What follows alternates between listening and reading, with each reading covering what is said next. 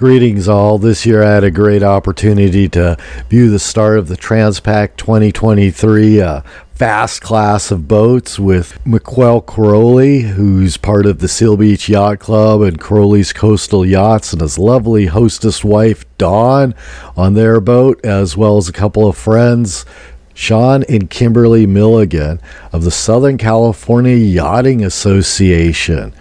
So we left Long Beach and headed north towards Point Furman, just north of San Pedro, where the start was. So a little backstory on the Transpac race. It's a race from Los Angeles, California, Point Furman, to Honolulu, Hawaii, 2,225 nautical miles. They have a staggered start. There's 9 classes of boats, and we see a start on Tuesday for the slower boats, and then on Thursday for the middle class boats. And this video is of the fastest class boats, which took place on Saturday. So they have the staggered start, so they all arrive, well, approximately about the same time and such. Of course, boats have gotten a lot faster lately, and these are the big boys going out to race. So we headed out of Long Beach, which is our home port, through Angels Gate towards the start of the race course at Point Furman, which is on the Palos Verdes Peninsula, just north of San Pedro, right above the port of Los Angeles. As I mentioned before, there are 9 classes of boats here, and what we see for the most part is Group 9, which are the trimarans or the multi-hulls, and there were 3 Mod 70 trimarans entered in this year. One did have to drop out, so I left for 2, and these are some of the fastest boats that are out there. What we see is the overall record for Transpac was broken by a trimaran 2017 called Mighty Merlot, which I mentioned in my marina walk, and that made it in there over to Hawaii in about 4 days and 7 hours and such. I don't think the record's going to fall this year. Winds have been really light for the overall race, so we're not going to see a super fast race this way. So what we see here is the assembly area, and they're kind of dicing around before getting ready to go across the starting line. The Group 9 Mod 70 boats are going to leave an hour before the class of boats, which are represented by the monohulls, and it'd be groups 1, 2, and 3. These boats are basically 60 to 100 feet long and such, so it kind of gives you an idea of scale, and you can see some of the recreational boats around there. Most of those are probably in the 40-foot range or so it kind of gives you an idea of scale and performance that these boats have actually gone through and such. So it was quite exciting, and definitely there's a neat buzz in the air.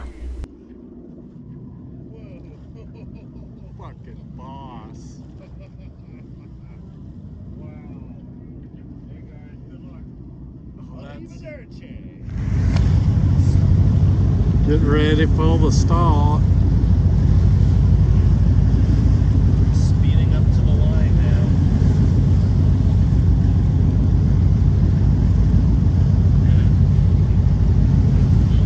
Wow. That's crazy.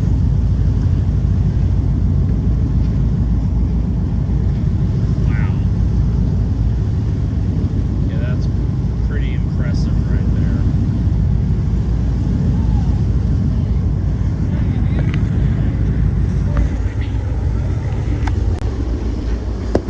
There they go, the start gun.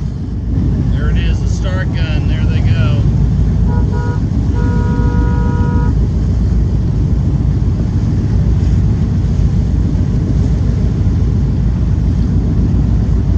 Start.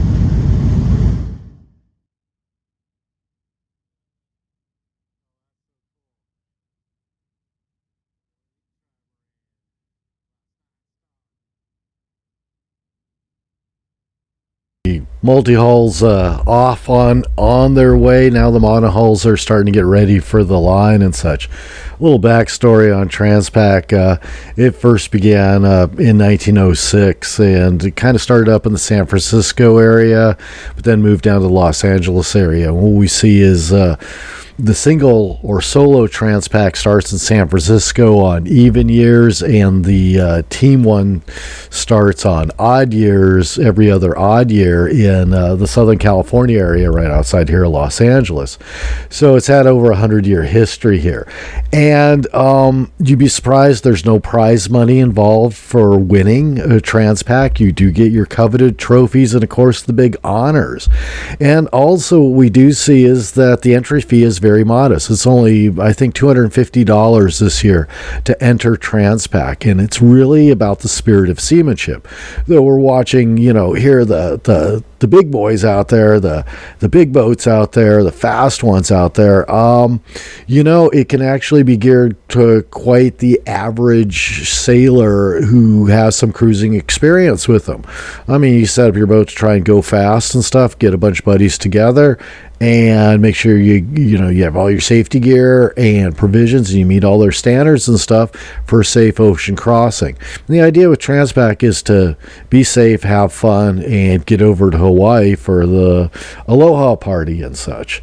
So yeah, the idea of going from, say, Point Furman to Waikiki Beach is definitely one of those of passion and such. So very impressive to see these boats and the whole kind of Transpac spirit.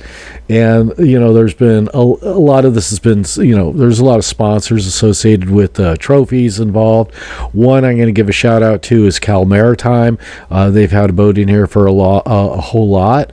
Another point of interest, one of the boats you'll see going back here is Peewit, which is Roy Disney of the Walt Disney's son's boat, and has been very involved in going to Hawaii. And for a lot of the mariners that run this race fairly consistently, they say it's in my blood. I got to go to Hawaii, and I'm not going to go this year, but I'm going to go next year, with the next Transpac and such. So really a neat vibe with this.